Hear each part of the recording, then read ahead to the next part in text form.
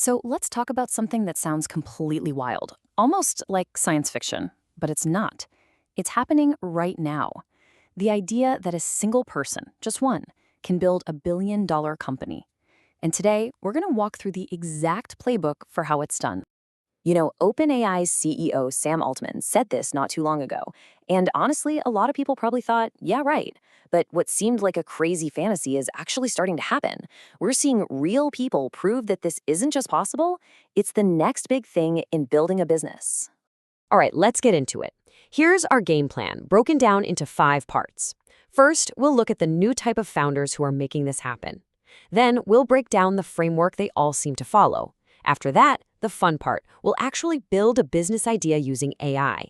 Then, we'll meet your new AI team, and finally, we'll cover the single biggest takeaway from all of this. Okay, first up, the new billionaires. And what's really fascinating here is that there's not just one way to pull this off. Let's look at 2 totally different real-life examples that show you just how wide open this field is.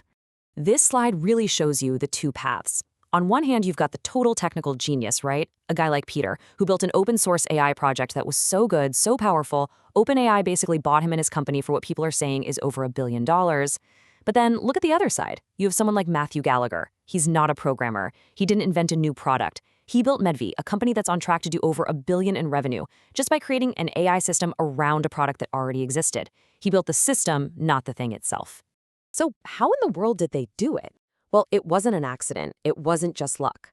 Both of them, in their own way, followed a pretty clear set of rules, a framework that really anyone can use to build their own massive one-person business. And here it is, the AI Solo Founder Playbook. It's just 4 simple rules.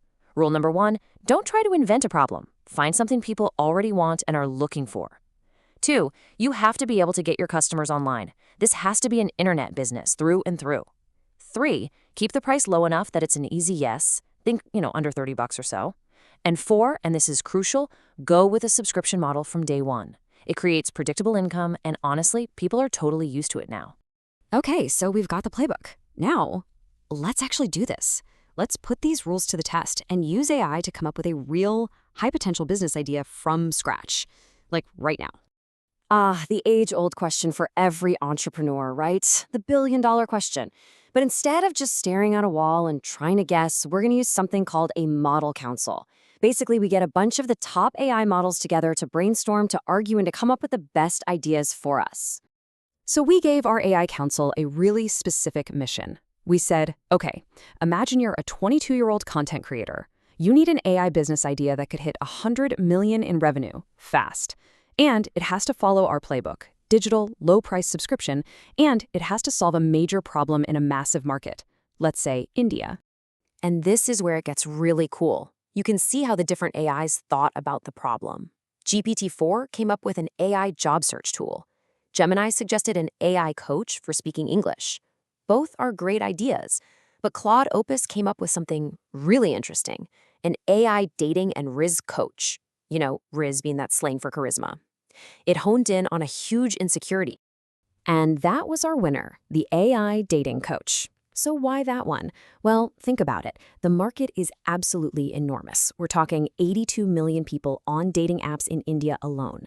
And it hits on a really clear emotional pain point, which makes it absolutely perfect for a low-cost subscription service. Great. We have our billion-dollar idea. So, who's going to build it? Well, you are. But you're not going to be alone. It's time to meet your new team, a crew of AI employees who will pretty much build this entire company for you. Okay, first hire, you need ads. Meet Higgsfield. This is your personal ad creative specialist. Think of it as your photographer, your graphic designer, and your video editor all rolled into one. Seriously, all you do is give it a few selfies, and bam, Higgsfield spits out an endless supply of professional-looking ads, images, videos, whatever you need. You can say goodbye to expensive photo shoots forever. All right, you've got your ads. Now someone has to manage them. That's where Magix comes in. This is your new ad manager, and it basically does the work of an entire marketing agency, completely on its own. All you do is give it a budget, and Magix takes over. It figures out where to spend the money, who the best audience is, and which ads are working. And it adjusts everything in real time. It just makes sure every single penny you spend is getting you new customers. But what happens when people start calling with questions? You're not going to answer the phone, are you? No. Vabi is your new customer support agent. It works 24/7, and it can handle phone calls with a voice that sounds incredibly human. And this thing is powerful. It can answer questions about your service, figure out who's a serious customer, and it can even take their credit card information and sign them up right there on the phone. Your entire sales process automated. Last but not least, how do you know if any of this is actually working?